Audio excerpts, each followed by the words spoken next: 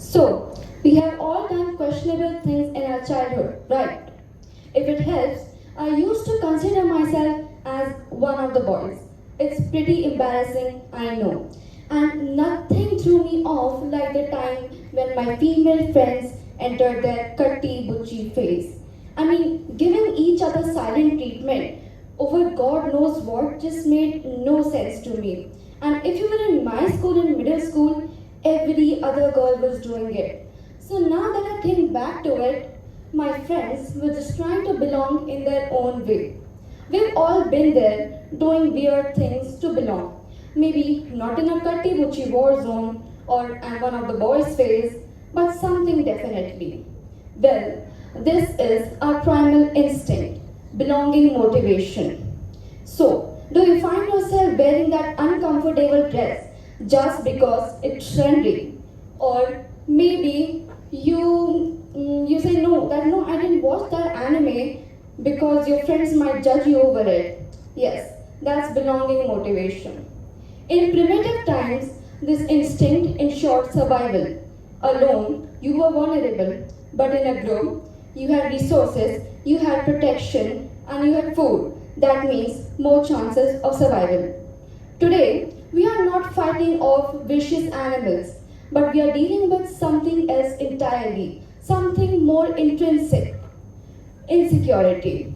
Yes, the modern need to belong, to find your identity, and to seek validation and recognition has manifested in ways our ancestors would truly disapprove of. You know, when my sister was in middle school, I don't know why all this happens in middle school, but yes, when she was in middle school, she had a group of friends I didn't really like. Something about them was off, and surely I was right. My sister started changing herself. She dressed differently, she obsessed over dieting, over exercising, she changed her wardrobe, her mannerisms, the way she spoke. She became prude and mean, and that affected my bond with her. Me and my sister drifted apart. She changed into someone I didn't even recognize.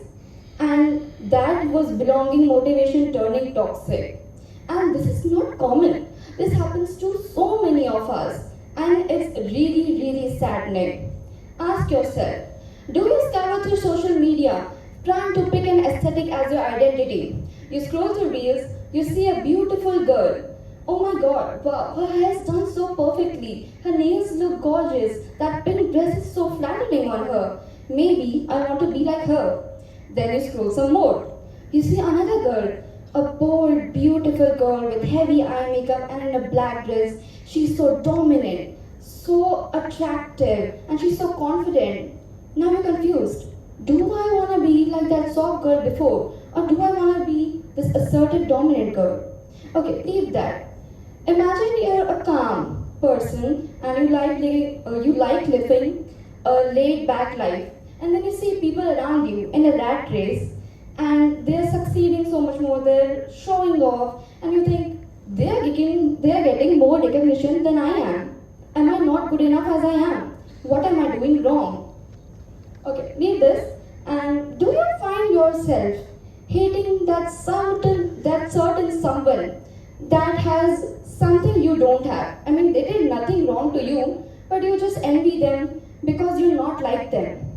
Or maybe you find yourself rebelling against authority, your parents and elders, engaging in behaviors that you would never indulge in, going to places you would never find yourself in, and just plainly define your ethics.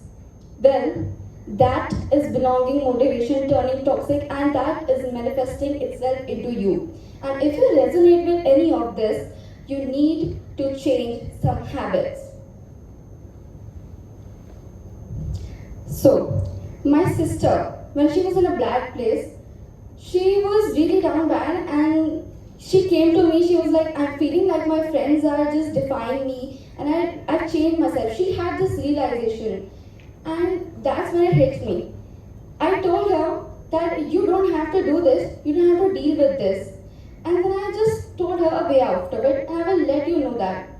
I told her that she didn't need to fit in with those particular group of people that did appreciate her and that wanted to change herself. And then she realized that, and it was same thing, she realized the same thing. She didn't have to change herself. She didn't have to shrink herself, and she didn't have to entertain or perform anyone in her life. She just needed to embrace her true self, her true authentic self. She had to really feel it in her and restore her original identity. And that's what she did. And exactly this way it changed her life. It really did. It sounds small, but it works so well. And now that I see her with new friends and new people around her, she is so magnetic. She is flourishing, and it's absolutely lovely. So you can choose to break free from the cycle of searching validation by just embracing yourself. Because belonging doesn't have to mean changing yourself or losing yourself. It means finding people who love you for exactly who you are. To answer that question, is belonging motivation a boon or a curse? It's certainly not a curse. The insecurity and the void inside you is the curse. So chase it away by embracing yourself. Thank you.